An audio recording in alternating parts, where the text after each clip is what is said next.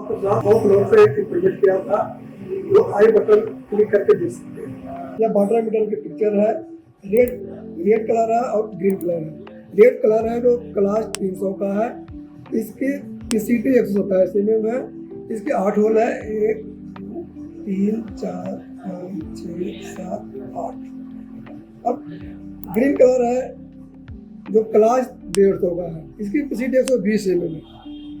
इसकी 4 होल है, 1 2 3 4। इस पर मैंने ओके किया हूँ, यानी गलती से भी गलती न हो, इसलिए मैंने इस पर होल का नंबर लिख दिया हूँ। क्लास 150 का है जो 8 होल है, जो 8 का लगा हुआ है ड्रिल। और क्लास 300 का है जिसमें 6.5 मेजर कर रखा हूँ। इस पिक्चर से एक ही पिक्चर से 2 काम हो रहा है, जिससे मेरा 2 मिनट बच गया और मेरा क्वालिटी भी हो गया और मेरा आसान।